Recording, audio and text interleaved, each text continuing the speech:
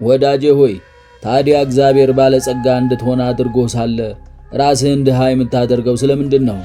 ምክንያቱም ኤልያስ ለደቀ መዝሙሩ ትቶለት የሄደው ጠፍሩን ነው። ወልደ እግዚአብሔር ባረገ ጊዜ ግን ትቶልን የሄደው የገዛ ሥጋውን ነው። ተመልከት፣ በእግዚአብሔር ትልቅ እምነት ያለው አንድ ቅዱስ ሰው አሁን በመካከላችን ቢኖር ምንም እንኳን በዚህ ኃላፊውና ጠፊው ዓለም ምንም የሌለው ድሃ ቢሆንም አሁን ከገጠመን መከራዎች ለማዳን ግን እርሱ ብቻውን በቂ ነበር። ባለጸጋው ሰው ከድሃው ሰው ይልቅ የፀሐይ ብርሃንን ተጠቀምኩበት ሊል አይችልም። ከድሃው ሰው ይልቅ ብዙ አየርን ማኩ ማለት አይቻለውም።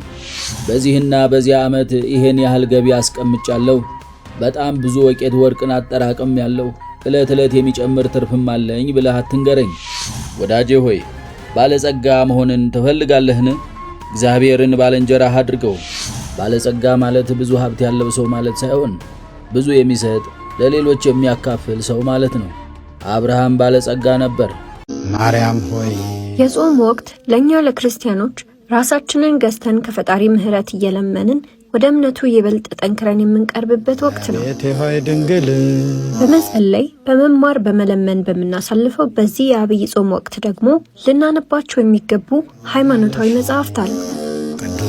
ቅዱስ ወንጌልን ጨምሮ የተለያዩ መንፈሳዊ መጽሐፍትን በግዕዝና በአማርኛ እንዲሁም በሌሎች ቋንቋዎች መጽሐፍ ቅዱስ፣ የአንድምታ፣ የጸሎት፣ የተለያዩ ጸሐፊያን ማብራሪያ መጽሐፍትና ሌሎች መጽሐፍትን በታላቅ ቅናሽ ከ20 ብር ጀምሮ የምታገኙበት ቦታ ደግሞ ልጠቁማችሁ።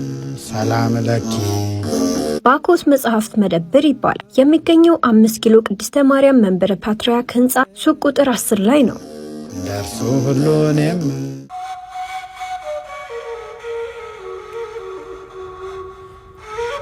በእንተ ሐውልታት በአብይ ጾሙ ንዑስ ውስታ ማግስት የተሰጡ ምዕዳናት በቅዱስ ዮሐንስ አፈወርቅ። ትርጉም ገብረ እግዚአብሔር ኪደ።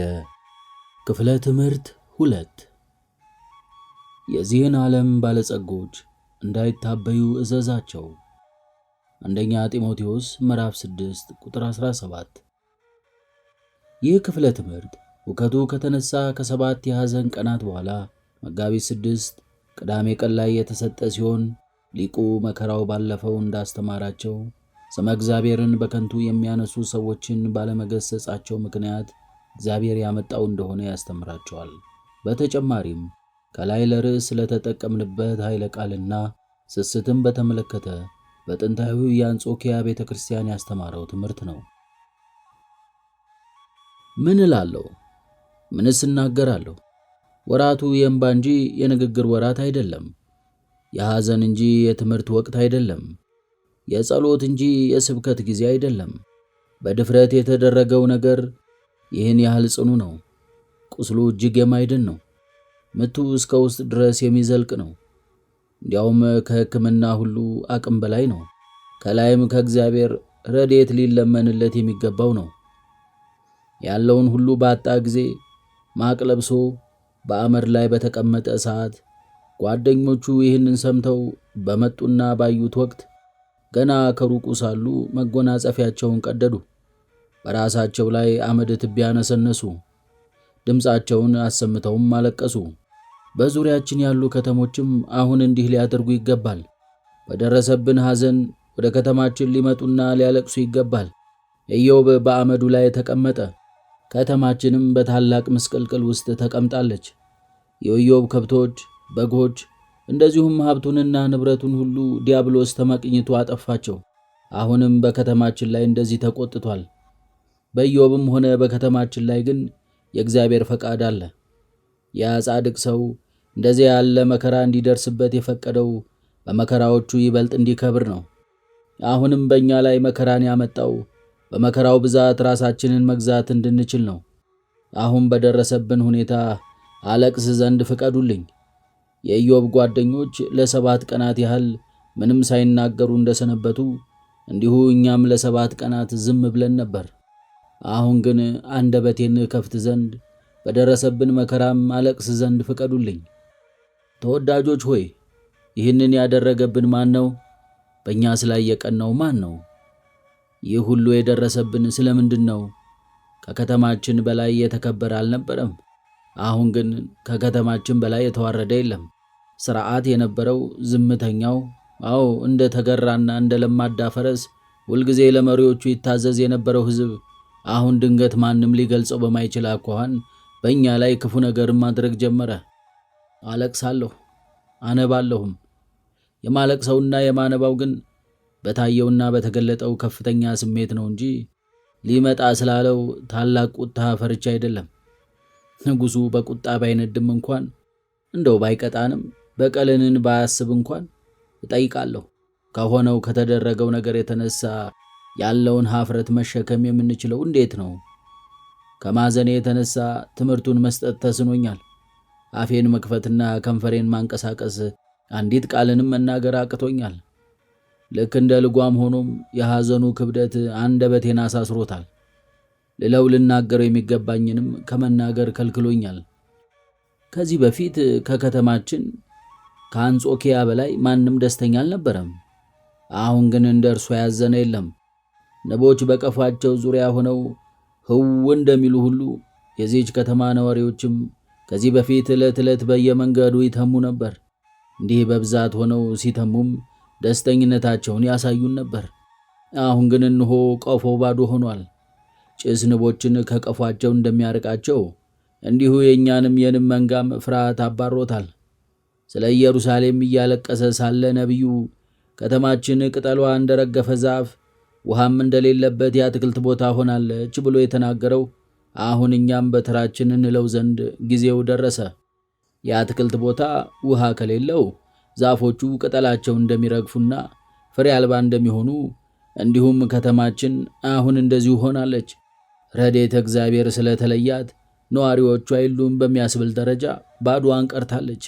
እንደ ትውልድ አገር ደስ የሚያሰኝ የለም። አሁን ግን ከእርሷ በላይ የሚመር ነገር የለም።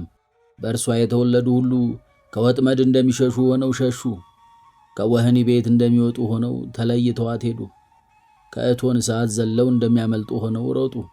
አንድ ቤት በነደ እሳት ሲያያዝ በዛ ቤት የሚኖሩ ብቻ ሳይሆኑ በቤቱ ዙሪያ አካባቢ ያሉም በሚቻላቸው መጠን እግሬ አውጪ ብለው ሸሽተው ያመልጣሉ።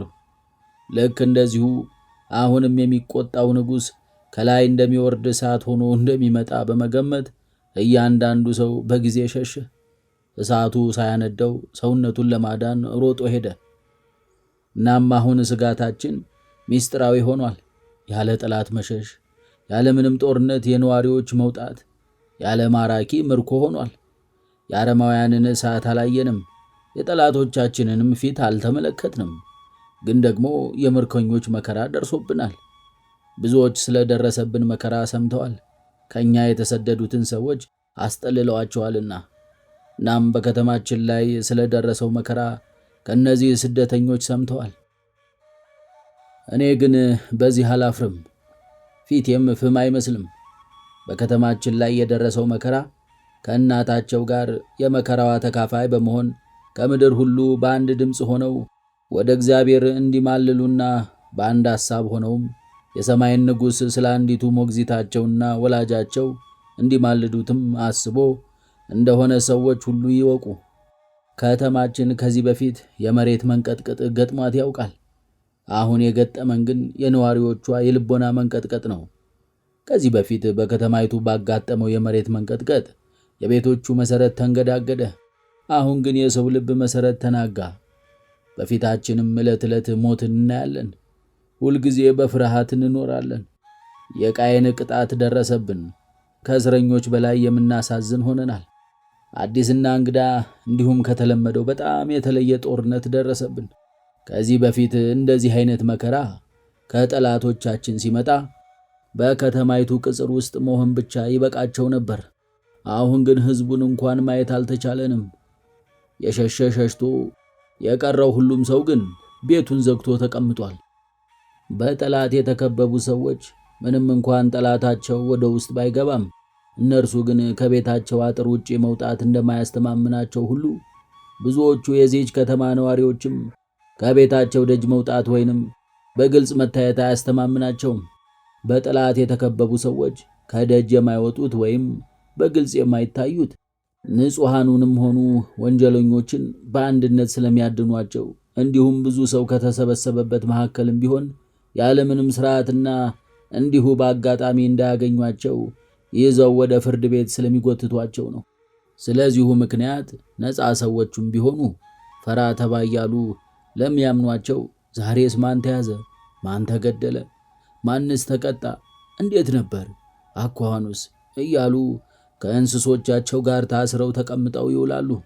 በሌሎች ሰዎች መከራ ዕለት ዕለት እያለቀሱ ስለ ራሳቸውም ደህንነት እየራዱ ከሞት የባሰ ሕይወትን ይመራሉ። አስቀድመው በፍርሃት ተንጠው ሞተዋልና ከሙታን በምንም አይሻሉም። ይህ ፍርሃትና ጭንቀት የሌለው አንድ ሰው ወደ ሸንጎ መግባትን ቢመርጥ እንኳን አንደኛ ከሚያየው ክፉ ነገር የተነሳ፣ ሁለተኛ አንድ ወይም ሁለት ሰዎችን አጥቶ፣ ሦስተኛ እንደው ድንገት ቢገኝ እንኳን ከጥቂት ቀናት በፊት በሕዝቡ ፊት እንደ ወራጅ ውሃ ሳያቋርጡ ሲንጎራደዱ የነበሩት ሰዎች አቀርቅረውና በውርደት ሲንፏቀቁ ተመልክቶ ወዲያውኑ ወደ ቤቱ ይመለሳል። እነሆ እነዚህ ሁሉ ከእኛ ዘንድ ተወስደዋልና ብዙ የተበጣጠሱ እራፊ ጨርቆችን በላዩ ላይ ጣል ጣል እንዳደረገ በራራስ በትልቅ የዋርካ ግንድ ላይ የሚበቅሉ ቅርንጫፎች በሁሉም አቅጣጫ ሲቆረጡ ዛፉ ጥላ ቢስ ሆኖ ለእይታ የማይጋብዝ እንደሚሆን ሁሉ ከተማይቱም ነዋሪዎቿ ቀንሰውባትና እዚህም እዚያም ብቻ የሚታዩ ዝራዋን ሆኖባት አሳዛኝ ሆናለች። ለሚያዩት ሁሉ የሐዘን ጭጋግን ታለብሳለች። ምድሪቷ ብቻ ሳይሆን ሰማዩ፣ የፀሐይቱ ብርሃን ዙሪያ ሳይቀር አሳዛኝና ጨፍገግ ብሎ የሚያበራ መስሎ ይታየኛል። እንዲህ መስለው መታየታቸው ግን እነዚህ አካላት ጥንተ ተፈጥሯቸውን አጥተው ሳይሆን ዓይኖቻቸውን በሐዘን ደመና ስለፈዘዙ የጨረር ብርሃኖቹን አጠርተው እንደ በፊቱ በተመሳሳይ ደስታ ማየት ስለማይችሉ ነው። የቀደመው ነቢይ ፀሐይ በቀትር ይገባል፣ ብርሃንም በምድር ላይ በቀን ይጨልማል ብሎ ያለቀሰበትም የሆነው። እንደዚህ ሲል ግን የቀኑ ኮከብ ግርዶሽ ያጋጥመዋል ወይም ቀኑ ይጠፋል ማለቱ ሳይሆን እነዚያ በሐዘን የተያዙ ሰዎች በቀትርም ቢሆን ብርሃኑን በጭንቀታቸው ጨለማ ምክንያት ብርሃኑን ማየት ስለሚሳናቸው ነው። ይኸውም ልክ አሁን እንደሆነው ነው። ማንም ሰው አሻግሮ ወደ የትም ማለትም ወደ መሬቱ፣ ወደ ግንቦቹ፣ ወደ ከተማይቱ መንደሮች፣ ወደ ጎረቤቶቹ ቢመለከት ሌሊትና ድቅድቅ ጨለማን የሚመለከት ይመስለዋል። ሐዘኑና ትካዜው ከፍ ያለ ነውና ሁሉም ቦታ ላይ ከታላቅ ፍርሃት ጋር የሆነ አርምሞና ብቸኝነት አለ። ያ ዝም የማይለው ሕዝብ ታፍኗል። ሰዎች ሁሉ ከምድር በታች ሆነው እንደ ተቀበሩ ከተማይቱ ጸጥታ ወሯታል። ሁሉም ሰዎች ድንጋዮች መስለዋል። መከራ አንደበታቸውን አፍኖ እንደያዘው ሆነው ተጨንቀው ዝም ጭጭ ብለዋል። አዎ ጠላቶች እንደመጡባቸውና በእሳትና በጎራዴ ገለው እንደጨረሷቸው ሆነው ጸጥ ብለዋል። እነሆ አሁን እንዲመጡ አልቃሾች ሴቶችን ጥሩ፣ ወደ ብልሃተኞች ሴቶችም ላኩ። መጥተውም ይንገሯችሁ፣ ፈጥነውም ሙሾ ያሙሹላችሁ፣ ዓይኖቻችሁም እንባ ያፍስሱ፣ ከዓይኖቻችሁም ሽፋሽፍቶች ውሃ ይፍለቅ ለማለት ትክክለኛው ወቅት ነው። ኮረብቶች ሙሾ ያሙሹ፣ ተራሮችም ያልቅሱ። በደረሰብን መከራ አብረውን ያዝኑ ይተክዙ ዘንድ ፍጥረታትም በሙሉ እንጥራቸው። ታላቂቱ ከተማ በምስራቁ ሰማይ ስር ላሉት ራስ የምትሆን እርሷ እነሆ ከስልጣኔዋ መካከል ልትጠፋ አደጋ ላይ ናት። በመሆኑም በላይ በአርያም ባለው ንጉሥ ዘንድ መጠጊያችንን እናድርግ። ይረዳን ዘንድ በአንድነት ሆነን እንጥረው። ከላይ ከአርያም ይቅርታን ባናገኝ የሚቀርልን መጽናናት የለምና። ልቦናቸው በሐዘን የተመታ ሰዎች ረዥም ትምህርት መስጠት እንደማይወዱ ሁሉ እኔም ይህንን ትምህርት በዚህ ባሳርገው ወድ ነበር። ጭጋጋማ ደመና ሲፈጠርና በፀሐይ ጨረር ውስጥ ሲመላለስ የብርሃኑን ውበት ይዞ ወደ ኋላ እንደሚመልሰው ሁሉ የሐዘን ደመና ከነፍሶቻችን ፊት ሲደምን ቀላሏን ቃለ እግዚአብሔር እንኳን ማስገባት አይቻልም። ስቅ ያስብላል ብሎም ከውስጥ ሆኖ ያውካል እንጂ። ይህም በሚናገሩት ብቻ ሳይሆን በሚሰሙትም ጭምር ነው። ከተናጋሪው ልቦና በቀላሉ ለመውጣት እንደማይታዘዝ ሁሉ በሰማያኑም ዘንድ እንደሚፈለገው ሆኖ አይሰርጽም። እንዲህም ስለሆነ እስራኤል ዘሥጋ ጭቃና ጡቡ በሚያቦኩበት ጊዜ ሊቀ ነቢያት ሙሴን የሚሰማ ልብ አልነበራቸውም። ከባርነት ከወጡ በኋላ ስለሚያገኟቸው ታላላቅ ነገሮችን ደጋግሞ ቢነግራቸውም እንኳን በቀቢጸ ተስፋ ተይዘው የሚላቸውን ነገር ለማስተዋል እዝነ ልቦናቸውን ደፍነው በጣም ሩቅ ነበሩ። እኔም ትምህርቴን እዚህ ባሳርገው ወድ ነበር። ነገር ግን ደመና የፀሐይ ብርሃንን የሚከለክል ተፈጥሮ እንደሌለውና ይልቁንም ፀሐይቱ ሙቀቷን ደጋግማ ስትረጭ የዚህ ተቃራኒው እንደሚሆን፣ ደመናውን እንደምትበትነው በደመናው መካከልም ደጋግማ እንደምታልፍ፣ ለሁሉም እንደምታበራና ለሚያዩት ሁሉ ደስ እንደምታሰኝ በማሰብ እኔም ዛሬ ይህንን አደርግ ዘንድ ወደድሁ። ቃሉ ወደ ልቦናችሁ ደጋግሞ ሲገባና በዚያ መኖሪያውን ሲያደርግ የሐዘን ደመናውን እንደሚበትነውና እንደተለመደው ስንማማር ወደ ማስተዋላችሁ ዳግመኛ እንደምትመጡ ተስፋ አደርጋለሁ። ነገር ግን ትኩረታችሁን ስጡኝ። ለአንድ አፍታ ያህል ጆሮዎቻችሁን አውሱኝ። ቀቢጸ ተስፋውን ጣሉት። ወደ ቀደመው የመማማር ሥርዓታችን እንመለስ። እዚህ በየጊዜው በደስታ ሆነን ስንገናኝ እንደነበርነው አሁንም ሁሉንም ነገር ለእግዚአብሔር ትተን ልክ እንደዚያ እናድርግ። ይህም ከዚያ መከራ እንድንወጣ የራሱን የሆነ አስተዋጽኦ ያደርጋል። ጌታችንም ቃሉን በማስተዋል ሆነን እያዳመጥን እንደሆነ በዚህ የፈተናና የመከራ ጊዜም መንፈሳዊ ጥበብ መውደዳችንን እንዳጸናን ሲመለከት ፈጥኖ ያነሳናል። ከዚህ የፈተና ጊዜ አውጥቶም በጸጥታና በሰላም ይለውጥልናል።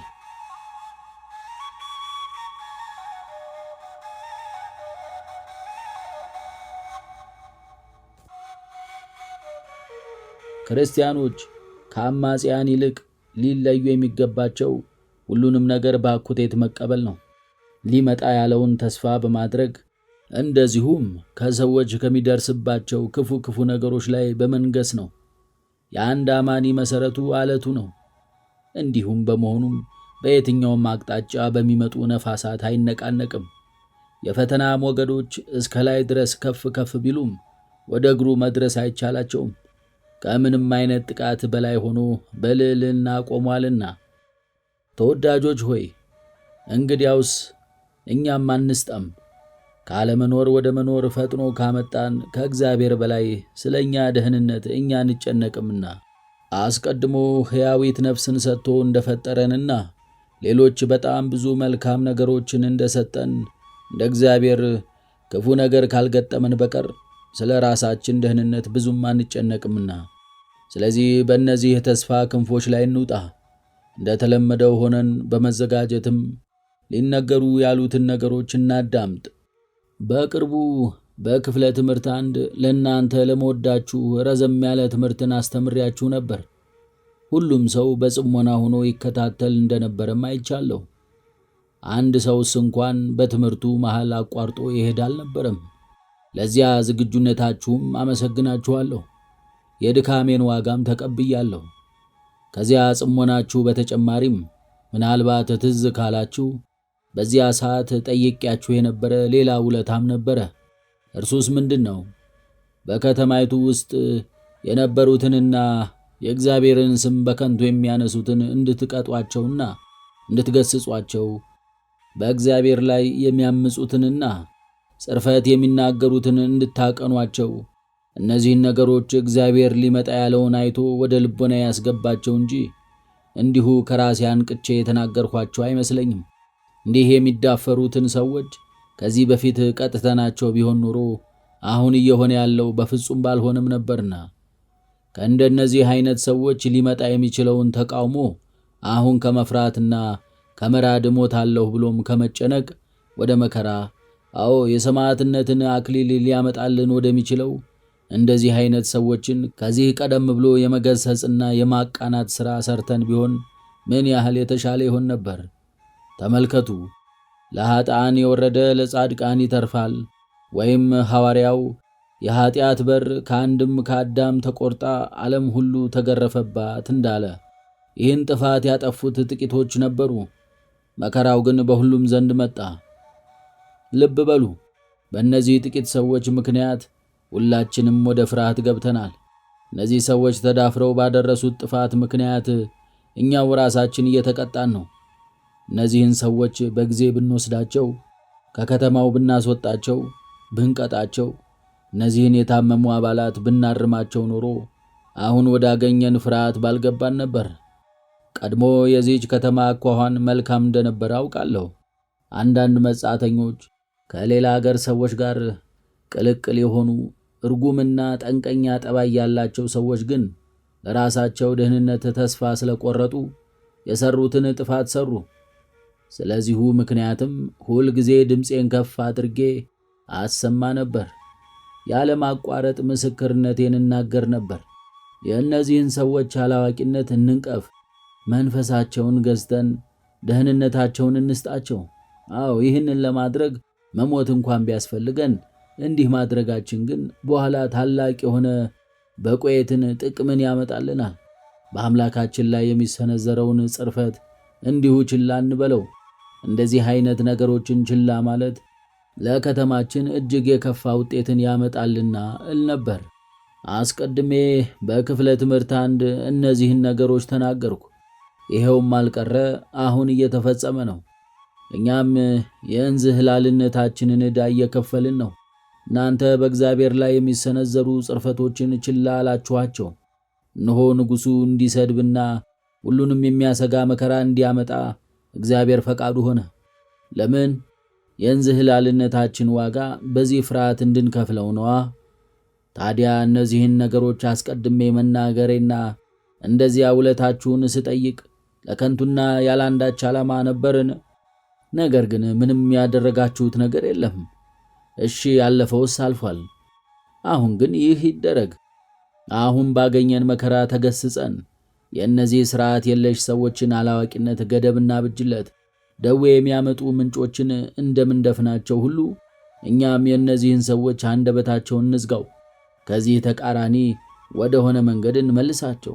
ይህን ያደረግን እንደሆነም በከተማይቱ ላይ ሊደርሱ ያሉት መከራዎች ያላንዳች ጥርጥር ይዘገያሉ። ቤተ ክርስቲያን ሳቅና ስላቅ የምንሰማባት ቤተ ተውኔት አይደለችም። ከዚህ ስንሄድ አንድ የሚጠቅም ነገርን አግኝተን ልንሄድ ያስፈልጋል። ከዚህ ስፍራ አዲስና ታላቅ የሆነ በቆየትን ልናገኝ ያስፈልጋል።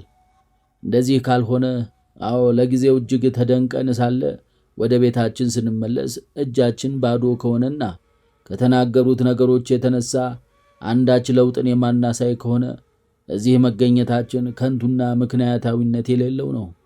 ይሄ ሁሉ ጭብጨባችሁና እልልታችሁ እንዲሁም ያለማቋረጥ የምትሰጡኝ ምስጋና ምን ያደርግልኛል? እኔ ከእናንተ የምፈልገው ምስጋና የነገርኳችሁን ሁሉ በተግባር እንድታሳዩኝ ነው። ይህን ስታደርጉልኝ የሚያስቀናና ደስተኛ ሰው እሆናለሁ። አዎ ደስ የምሰኝባችሁ ስታመሰግኑኝ ሳይሆን የምነግራችሁን ነገር ዘወትር ዝግጆች በመሆን በተግባር ስትፈጽሙልኝ ነው። ስለዚህ አንዱ ሌላውን ያንጸው እንደተባለ ሁሉም ሰው ጎረቤቱን ያቅና። ይህን የማናደርግ ከሆነ ግን የእያንዳንዳችን ጥፋት ሁላችንንም የሚጎዳና ልንሸከመው የማንችለውን መከራ በከተማችን ላይ ያመጣል። ተመልከቱ፣ ይህ ነገር እጅግ የተሰናሰለ እንደሆነ ማስተዋል ከተሳነን መጀመሪያ በዚህ ተግባር ላይ ከተሰማሩ ሰዎች አንተናነስም። የንጉሡ ቁጣ በሁሉም ላይ እንዳይሆን እየፈራን ነው። ስለዚህ እኔ እኮ እዚህ አልነበርኩም፣ አልተባበርኩም፣ ወይም በእነዚህ ተግባራት ላይ አልተሳተፍኩም ማለታችን ለደህንነታችን በቂ አይሆንም። ለምን? ስለዚሁ ምክንያት እናንተም ትቀጣላችሁ፣ ትልቁንም ዕዳ ትከፍላላችሁ።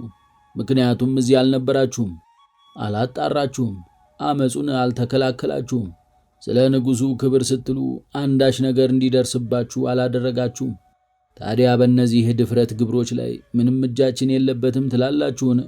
አብራችሁ ባለማመጻችሁ አመሰግናችኋለሁ። መልካም አድርጋችኋል። ነገር ግን ይደረጉ የነበሩትን ነገሮች አልተከታተላችኋቸውም። የመከሰሳችሁም ምክንያት ይኸው ነው ሊለንም ይችላል። በእግዚአብሔር ላይ የሚሰነዘሩ ጽርፈቶችና ስላቆች እንዲሁ እንዳልሰማን ሆነን ዝም የምንል ከሆነም ከእግዚአብሔር ዘንድ እንደዚህ አይነት ቃላትን እንሰማለን። አንዲት መክሊትን ተቀብሎ ምድርን ቆፍሮ የቀበረው ገብረ ሐካይ ሐኬተኛ ባሪያ የተወቀሰው በራሱ ጥፋት ስለፈጸመ አይደለም፣ በአደራ የተሰጠውን ምንም ሳይቀንስ ለጌታው መልሷልና። የተወቀሰው ነግዶ ስላላተረፈ፣ ሌሎችን ስላላስተማረ፣ በለዋጮች እጅ ስላላስቀመጠው፣ ስላልገሰጸ ወይም ስላልመከረ ወይም ጎረቤቶቹ የነበሩትን ሥርዓት የለሽ ኃጢአተኞችን ወደ ጽድቅ መንገድ እንዲመጡ ስላላደረገ ነው። ስለዚሁ ምክንያት ብቻ ያለምንም ምሕረት ትሉ ወደ ማያንቀላፋው እሳቱም ወደ ማይጠፋው ፍዳ ተወስዷል። እኔ ግን ይህንን ያለምንም ጥርጥር አምናለሁ። ምንም እንኳን ከዚህ በፊት እንዲህ ያላደረጋችሁ ቢሆንም ቢያንስ አሁን ግን ይህንን የማቅናት ተግባር ታደርጋላችሁ። እግዚአብሔርን የሚሰድቡ ሰዎችን ችላ አትሏቸውም። ለምን ብትሉ ማንም ምንም አይነት ማስጠንቀቂያ ባይሰጥም እንኳን ቸልተኞች የሆኑ ሰዎችም እንኳን ለራሳቸው ደህንነት ሲሉ የድርሻቸውን እንዲያደርጉ ለማሳመን እስካሁን የተከናወኑ ክስተቶች በቂ ናቸውና። አሁን ግን የተለመደውን ማዕድ ቅዱስ ጳውሎስ ካዘጋጀውና በዛሬው ዕለት ከተነበበው ንባብ ተነስተን ወደ እናንተ ወደ ማቅረብ የምናልፍበት ሰዓት ነው።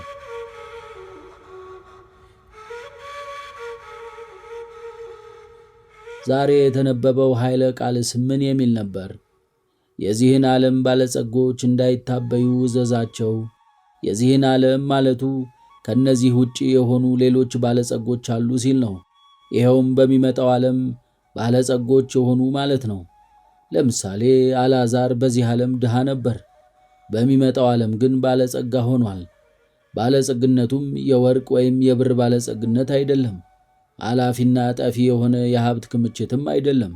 ዓይን ያላያቸው፣ ጆሮም ያልሰማቸው፣ በሰውም ልብ ያልታሰቡ ከሰው ቋንቋ በላይ የሆኑ በጎ ነገሮች ናቸው እንጂ ንጹሕና መለወጥ የሌለበት እንደዚሁም እውነተኛው ባለጸግነትና የተትረፈረፈ ሀብት የሚባለው ይኸው ነውና። አልዓዛርን ሲንቀው የነበረው ያ ባለጸጋ ሰው ነዌ ባለጸግነቱ እንደዚህ ያለ አልነበረም። ከሰው ሁሉ ይልቅ እጅግ ድሃ ሆነ እንጂ ከዚያ በኋላ ጠብታ ውሃን እንኳን ማግኘት ሲፈልግ አላገኘምና ወደዚያኛውም ዓለም ከሄደ በኋላ ነዳይ የሆነው ይህን ያህል ነው። በመሆኑም አሁን ካለው ሕይወታችን ጋር የተያያዘው ማንኛውም ነገር፣ ከዚህ ዓለም ጋር የተያያዘ ማንኛውም አይነት ሀብት እንዲሁ ጠፊ መሆኑን ሊያስተምራችሁ ሽቶ ተወዳጅ ጳውሎስ የዚህን ዓለም ባለጸጎች ብሎ ጠራቸው። የዚህ ዓለም ባለጸግነት ከሞተ ሥጋ ወዲህ ሆኖ ይቀራል እንጂ ከዚህ በላይ የትም መሄድ አይችልም። ይህንንም እንዲህ ሲል አብራርቶታል። በሚያልፍ ባለጸግነታቸው እንዳይታመኑ እዘዛቸው። በጣም ብዙ ጊዜ እንደተናገርኩት እንዲህ ብዬ መናገሬን መቼም አላቋርጥም። ገንዘብን ያህል እምነት የማይጥሉበት ሌላ ምንም የለም። ጠፊ ነው። ምስጋና ቢስ አገልጋይ ነው። አይታመንም። እልፍ ሰንሰለቶችን አድርጋችሁ አስራችሁ ለመያዝ ብትሞክሩ እንኳን ሰንሰለቶቹን ሁሉ ከኋላው አወላልቆ ይሄዳል። ብዙውን ጊዜ ይህንን ያዝነው ያሉ ሰዎች በበርና በመሸንጎሪያ ወደ ኋላ ዘግተውታል። ይህ አልበቃ ብሏቸው ሰራተኞቻቸውን በዘበኝነት ቀጥረው አስጠብቀውታል። ነገር ግን ለአሰሪዎቻቸውም በጣም ታማኝ ናቸው ተብለው የሚታሰቡ እነዚህን ሰራተኞች እንኳን አሳምኗቸው ጠፍቷል። እንዲያውም እነዚህን ሰራተኞች ከኋላ እንደ ዘብ እንደተጠቀመባቸው ጥሏቸው ይሄዳል። በእነዚህ ሰራተኞች ጥበቃ ስር የሚቆየው ለጥቂት ጊዜያቶች ብቻ ነው። ታዲያ ከዚህ በላይ እምነት የማይጥሉበት ሌላ ምን አለ? እርሱን ለመያዝ ብለው የሙጥኝ ከሚሉ ሰዎች በላይስ ማን ጎስቋላ አለ? ነቢዩ በኃይላቸው ለሚታመኑ በባለጸግነታቸውን ብዛት ለሚመኩ ወዮላቸው ሲል የተናገረውን ሳያስተውሉ ሰዎች ያለ የሌለ ኃይላቸውን ተጠቅመው እንደዚህ ኃላፊና ጠፊ የሆነን ነገር ለመሰብሰብ ይፍጨረጨራሉ። እስኪ ንገሩኝ፣ ይህ ወዮታ የተነገረው ለምን ይመስላችኋል?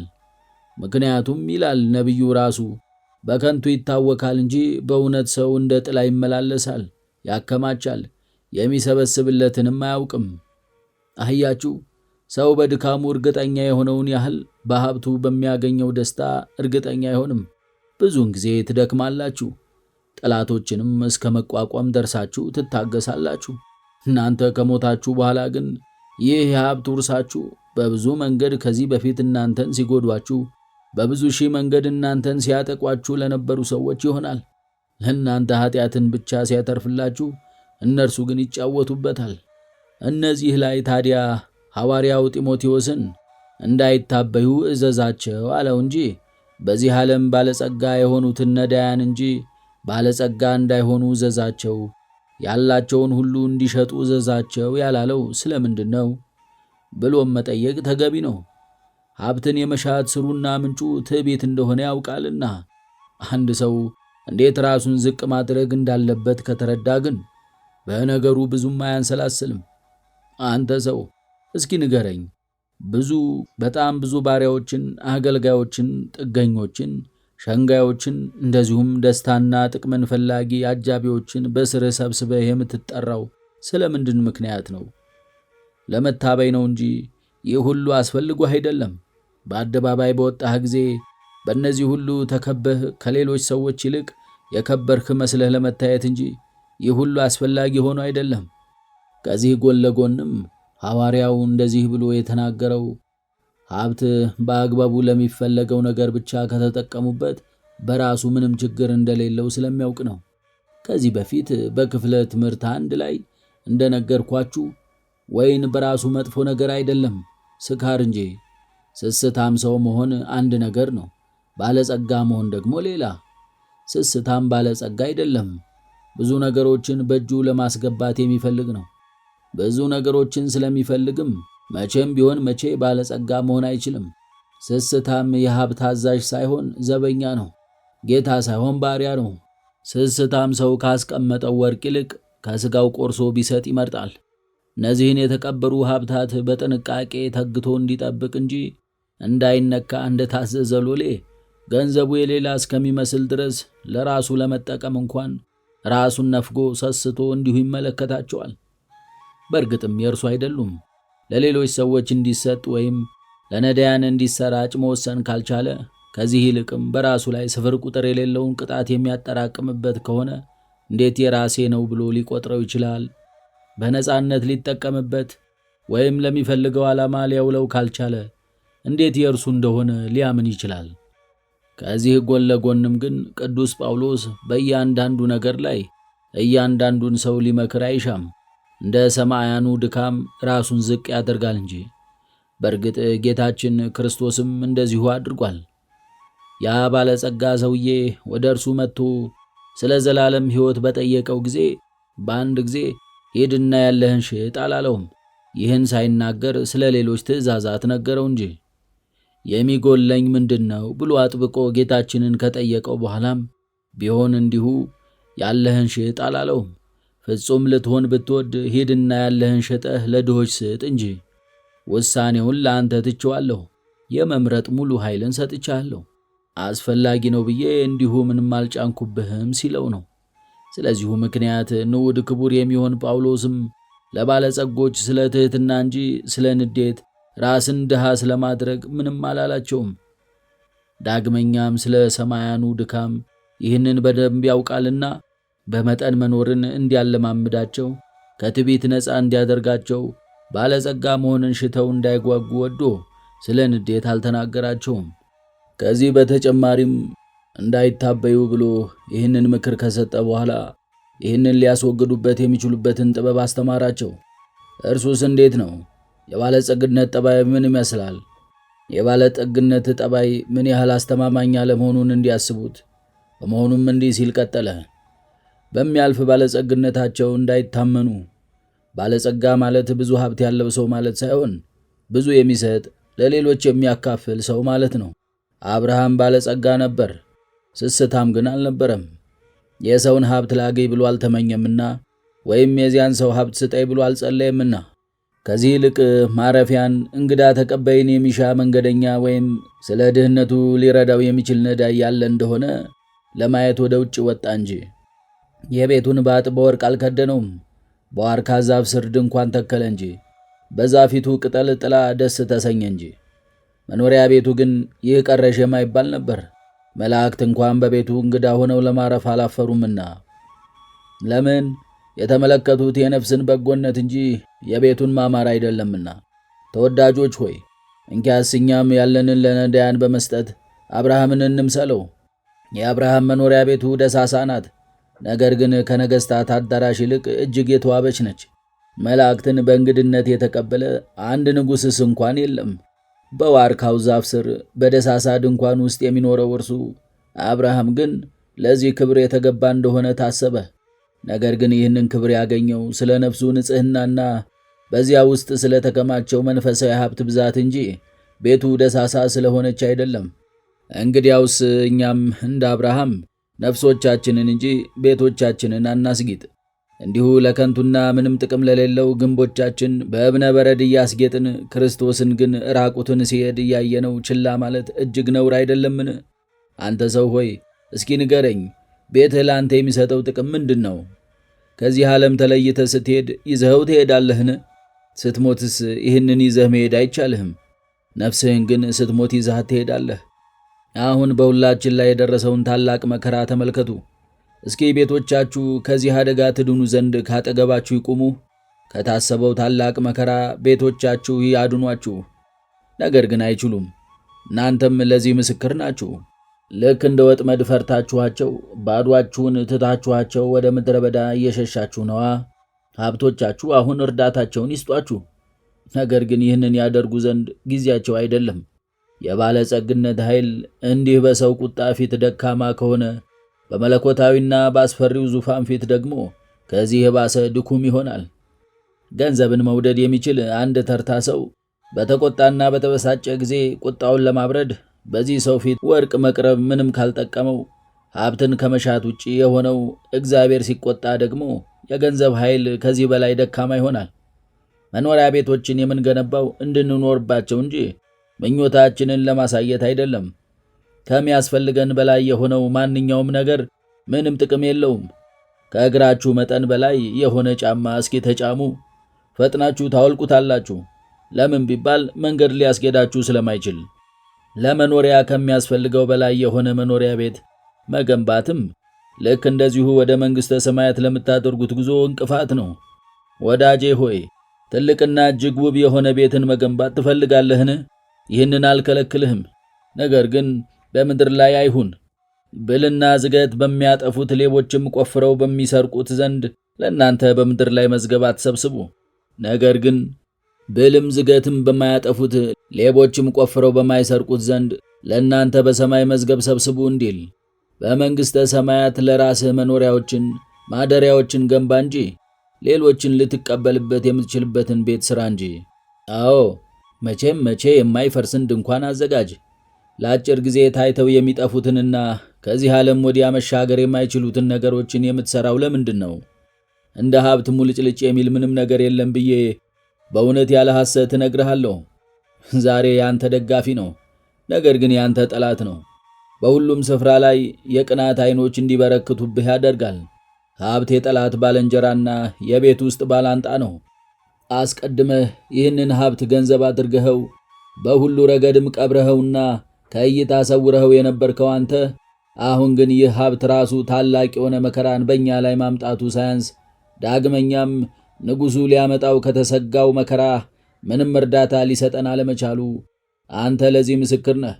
በእውነት ያለ ሐሰት ድሆች ለመሸሽ ዝግጁ ሲሆኑ፣ ከዚህ ጭንቀት ሲላቀቁ፣ ለሁሉም ነገርም ሲዘጋጁ፣ በአንጻሩ ደግሞ ባለጸጎች ታላቅ በሆነ ረድ ሲያዙ፣ እዚህም እዚያም ሲዋልሉ፣ ወርቆቻቸውን የት መቅበር እንዳለባቸው ወይም ማን ባደራ ሊያስቀምጥላቸው እንደሚችል ፈልገው ሲኳትኑ አይተሃል። ሰው ሆይ አንተን የሚመስል ባሪያ ሀብትህን ያስቀምጥልህ ዘንድ የምትፈልገው ስለምንድን ነው? ክርስቶስ ሊቀበልህና ሊያስቀምጥልህ ወዶ ዝግጁ ሆኖ ቆሟል። ሆኖም ሊጨምርልህ ብሎም ብዙ ከሆነ ወለድ ጋር ሊመልስልህም ጭምር ነው እንጂ ሊያስቀምጥልህ ብቻ አይደለም። ከእጁ ማንም በኃይል ነጥቆ ሊወስደው የሚችል የለም። ዳግመኛም ይህንን ሀብትህን ባደራ ማስቀመጥ ብቻ ሳይሆን ይህንን ማድረግ ስለቻልክ ብቻም ከመከራዎች ሁሉ አርነት ያወጣሃል። ሰዎች ገንዘባችንን ባደራ እንዲያስቀምጡልን ብንሰጣቸው ውለታ እንደዋሉልን ይቆጥሩታል። በመሆኑም ስላስቀመጡልን ለዚያ ደሞዝ ይፈልጋሉ። በጌታችን በኢየሱስ ክርስቶስ ዘንድ ግን ተቃራኒው ነው እንጂ እንዲህ አይደለም። ምክንያቱም ውለታ እንደተደረገለት አድርጎ ይቀበለዋል እንጂ ውለታ አደረግኩላችሁ አይልም።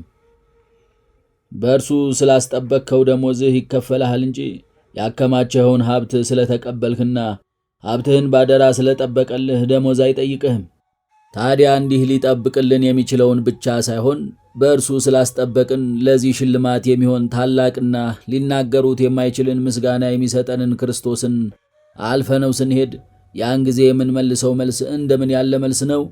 በእርሱ በክርስቶስ ማስቀመጥ ሲገባን የመጠበቅ አቅም በሌላቸው ብቻ ሳይሆን ውለታ እንደዋሉልን ቆጥረው በመጨረሻ ላይ የሰጠናቸውን ብቻ በሚመልሱልን ሰዎች ሀብታችንን በማስቀመጣችን የሚደረግልንን ይቅርታስ እንደምን ያለ ይቅርታ ነው?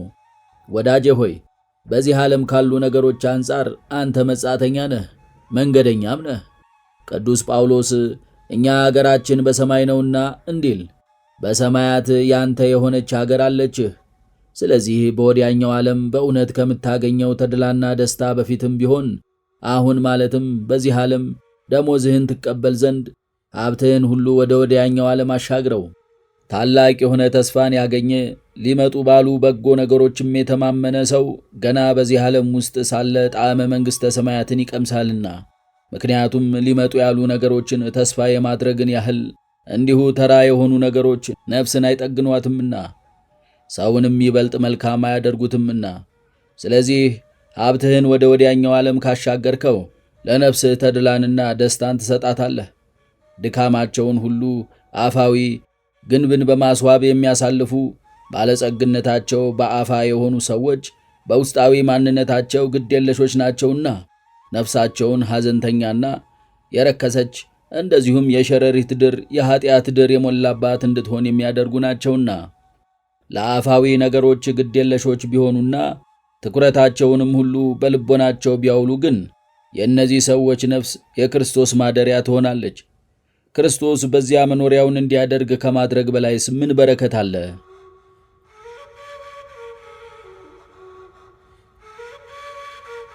ወዳጄ ሆይ ባለጸጋ መሆንን ትፈልጋለህን? እግዚአብሔርን ባልንጀራህ አድርገው፣ ከዚያም ከሰዎች ሁሉ ይልቅ ባለጸጋ ትሆናለህ። ባለጸጋ መሆንን ትወዳለህን? አትታበይ። ይህ ሕግ በወዲያኛው ዓለም ብቻ ሳይሆን በዚህ ዓለምም ታላቅ የሆነ ብቆይነትን ይሰጥሃልና።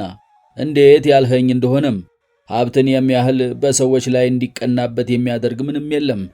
በዚህ ላይ ትዕቢት ሲጨመርበት ደግሞ ገደሉ 2 እጥፍ ይሆናልና ብዬ መልስልሃለሁ።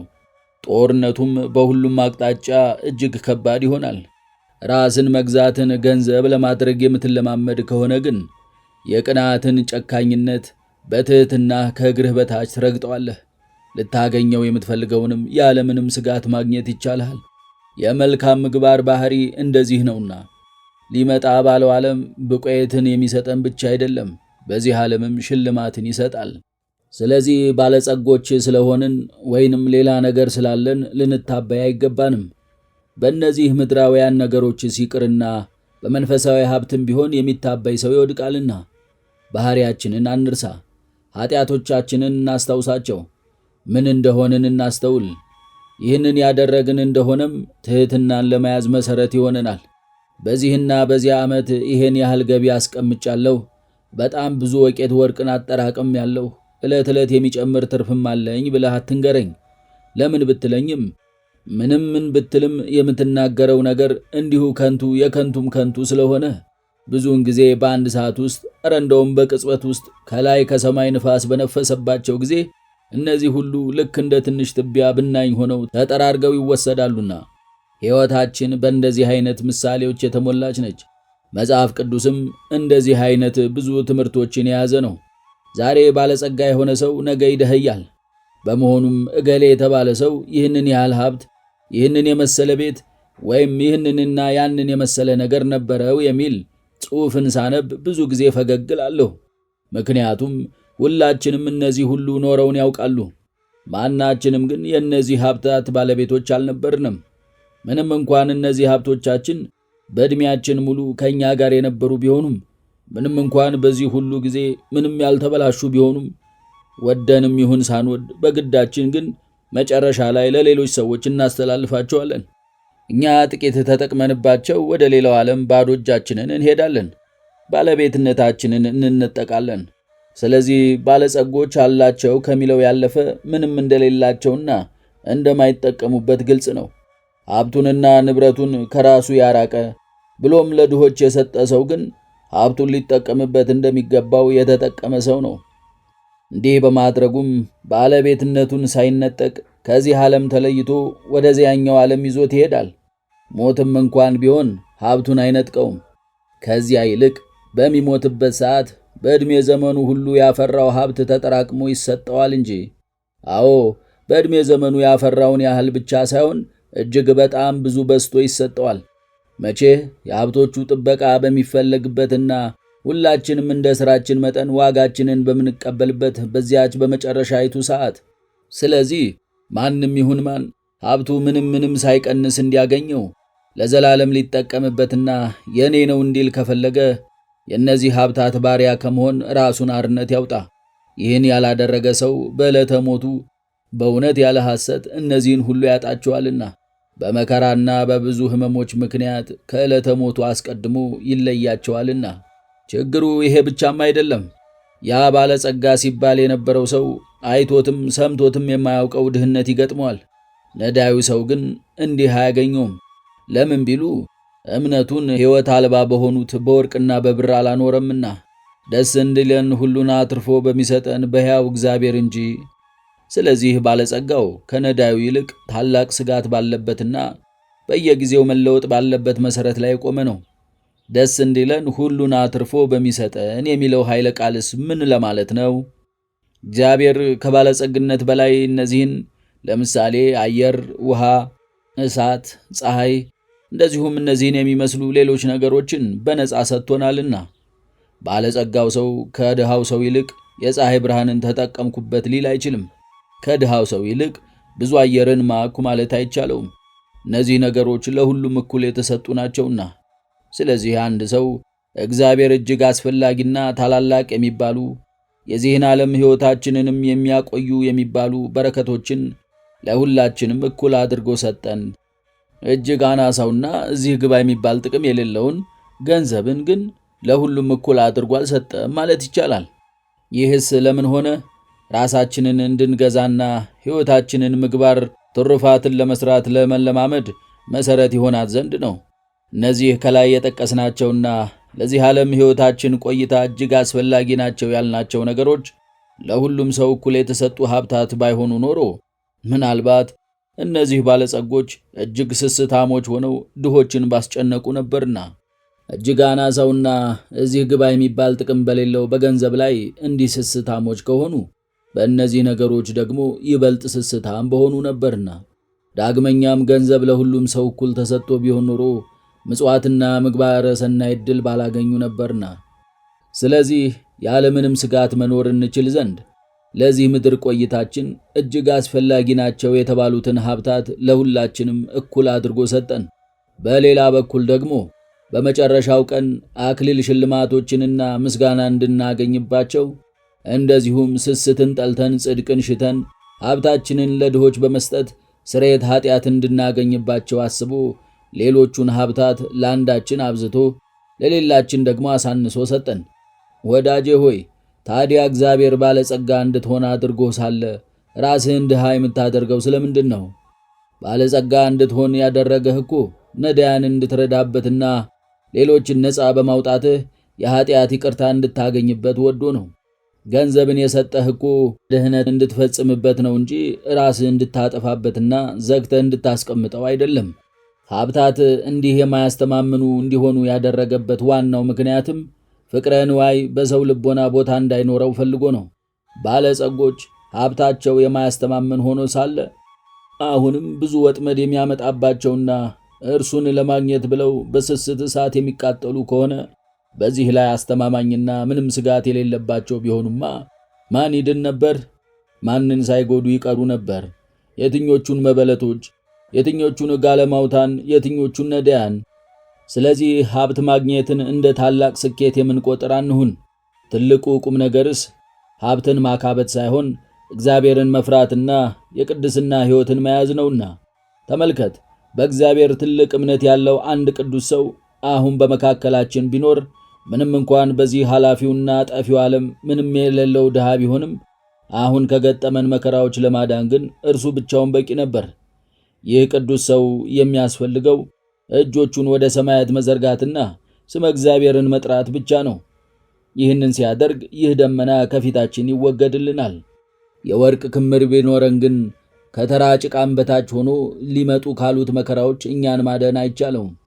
ገንዘባችን ምንም ያህል የተቆለለ ቢሆንም እጅግ ርካሽና በእንደዚህ አይነት አስቸጋሪ ሁኔታዎች ውስጥ በራሱ የማጽናናት ባህሪ ስለሌለው አሁን ሊመጡ ካሉት መከራዎች ብቻ ሳይሆን ከደዌም ቢሆን ከሞትም ቢሆን ከእንደዚህ አይነት ማንኛውም አይነት ክፋቶችም ቢሆን ሊያተርፈን አይችልም።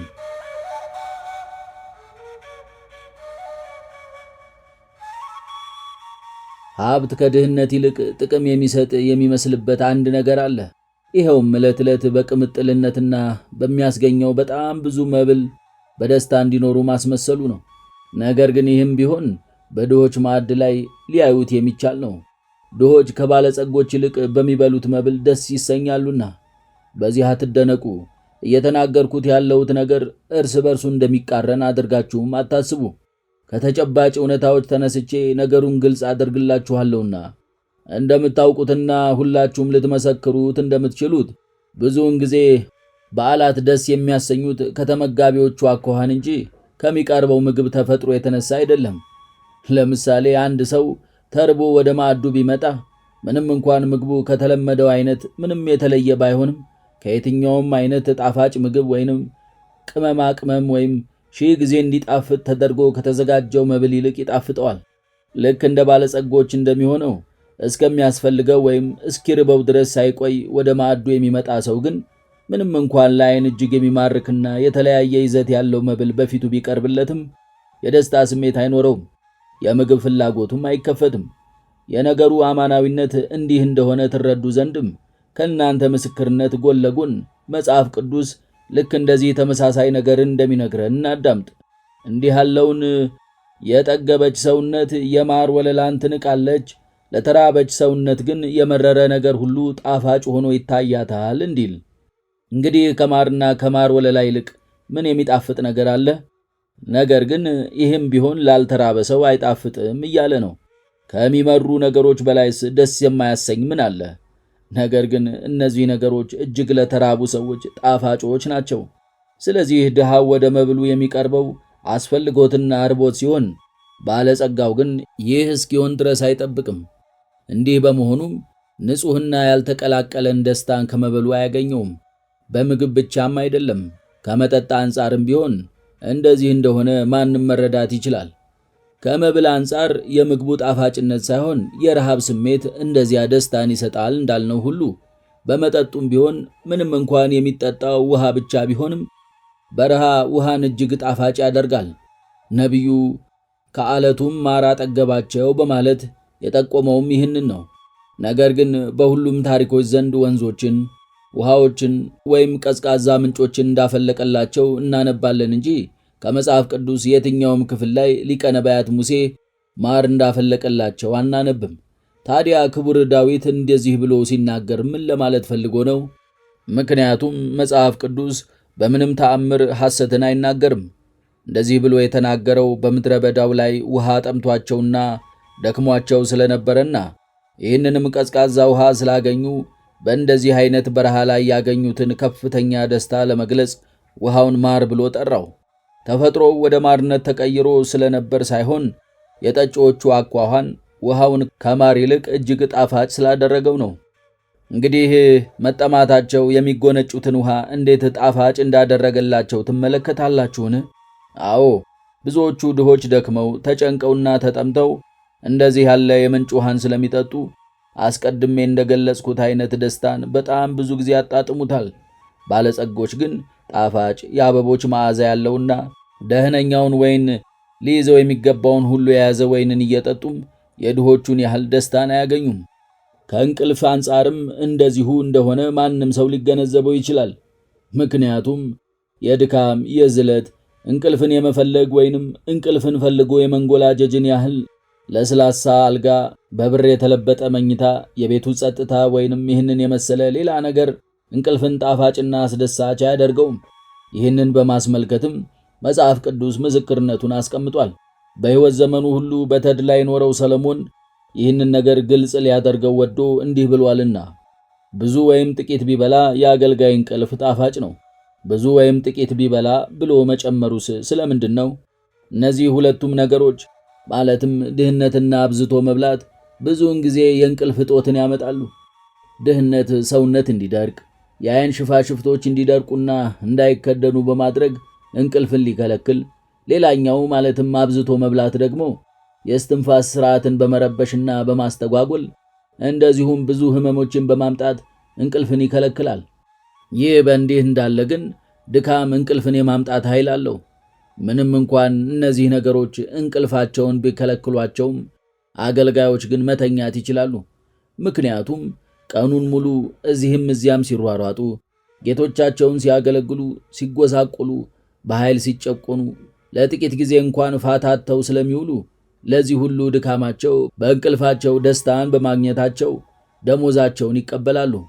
እንቅልፍን በወርቅና በብር ሳይሆን በድካም በውጣ ውረድ በመፈለግ ይህንንም በመሰለ ሁሉ እንዲገኝ በማድረግ እግዚአብሔር ለሰው ልጆች ካለው ቸርነት የተነሳ የሰጠው ነው። ባለጸጎች እንደዚህ አይደሉም። ይልቁንም ባልጋቸው ላይ ተኝተው ሳለ ከሌሊቱ አብዛኛውን ሰዓት እንቅልፍን በማጣት ያሳልፉታል። ምንም እንኳን እንቅልፋቸው እንዲመጣ ብለው በጣም ብዙ ዘዴዎችን ቢጠቀሙም ይህንን ደስታ አያገኙትም። ድሃው ሰው ግን ከዕለት ዕለት ድካሙ ሳያርፍ እግሮቹ ዛል ብለው ገና በቆሙ ሳለ ደህነኛ ጣፋጭና ማናዊ እንቅልፍን ይተኛል። ይህም እንዲሁ ቀላል ግምት የማይሰጠውና ለቀን ድካሙ የተሰጠው ደሞዝ ነው። እንግዲህ ድሃው ሰው ከባለጸጋው ይልቅ ደስ ብሎት የሚተኛ የሚጠጣና የሚበላ ከሆነ ባለጸጋው ከድሃው ሰው የተሻለ ቢመስለውም ምን ተረፈው? ስለዚሁ ምክንያትም ገና ከጥንት አንስቶ እግዚአብሔር ሰው እንዲደክም አዘዘው። እንዲህ ሲያዘውም ራሱን እንዲያሳድግበትና እንዲማርበት ነው እንጂ ለቅጣት ወይም ለተግዛዝ አልነበረም። አዳም ድካም የሌለውን ሕይወት ሲመራ ከገነት ወደቀ። ሐዋርያው ቅዱስ ጳውሎስ ግን አብዝቶ ሲደክምና በብርቱ ሲለፋ እንደዚሁም በድካምና በጥረት ሌሊትና ቀንን እየሰራን በማለቱ ወደ ገነት ተወሰደ፣ እስከ 3ኛው ሰማይ ድረስም ተነጠቀ። ስለዚህ ድካምን እንጥላ፣ ሥራን አንናቅ። ገና ወደ ርስተ መንግሥተ ሰማያት ሳንገባና እዚህ ምድር ላይ ያለን ከእነዚህ የሚገኝ ታላቅ ሽልማትን እንቀበላለንና በእነዚህ ውስጥም ከፍ ያለ ደስታን እናገኛለንና። ደስታ ብቻም አይደለም፣ ከደስታ በላይም የሆነ ንጹሕ የሆነ ጤናንም ጭምር እንጂ። ባለጸጎቹ ደስታ እንደዚህ ከመናፈቃቸውም በተጨማሪ በጣም ብዙ ደዌያትም ያጠቃቸዋል። ድሆች ግን ከሐኪሞች እጅ ነፃ ናቸው። አንዳንድ ጊዜ ቢታመሙም እንኳን ፈጥነው ይድናሉ፣ ከድካማቸው ይላቀቃሉ፣ እንደ ቀድሞ ብርቱዎች ይሆናሉ። በጥበብ ለያዙት ሰዎች ድህነት ትልቅ ሀብት ነውና ማንም ይሁን ማን ሊወስደው የማይችል ሀብት፣ እጅግ ብርቱ በትር፣ ምንም ይሁን ምን ሊያደናቅፈው የማይችል በቆየትን ማግኛ፣ ከየትኛውም አይነት ወጥመድ ነፃ የሆነ ድልብ ነው ድህነት።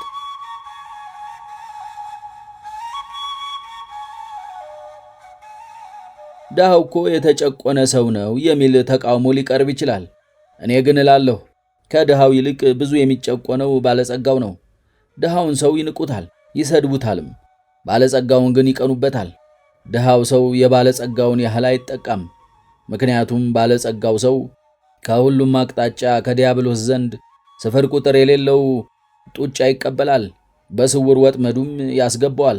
ዳግመኛም ባለጸጋው ሰው ስለ ሀብቱ ብዛት የብዙ ሰዎች ባሪያ ነው።